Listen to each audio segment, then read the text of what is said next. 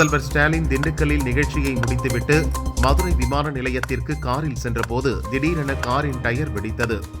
Driver சாமர்த்தியமாக காரை நிறுத்தியதால் அசம்பாவிதம் தவிர்க்கப்பட்டது. வேறு காரில் ஏறி முதல்வர் விமான நிலையத்துக்கு சென்றார்.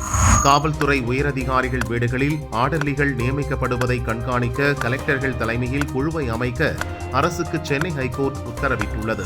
அதிமுக கூட்டணியில் இணைந்துள்ள அன்புமணி தரப்பு பாமகவுக்கு 2026 தேர்தலில் 18 தொகுதிகளும் ஒரு ராஜ்யசபா தொகுதியும் ஒதுக்கீடு செய்ய இருப்பதாக தகவல் வெளியாகியுள்ளது.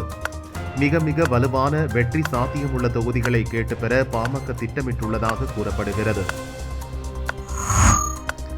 தமிழகத்தில் திமுக ஆட்சி பொறுப்பேற்றதிலிருந்து தற்போது வரை 167 கோவில்கள் இடிக்கப்பட்டுள்ளதாகவும் பக்தர்களுக்கு எதிரான விடிய அரசாக திமுக தொடர்ந்து செயல்பட்டு வருகிறது என திருப்பூரில் இந்து முன்னணி மாநில அமைப்பாளர் ராஜேஷ் குற்றம் சாட்டினார்.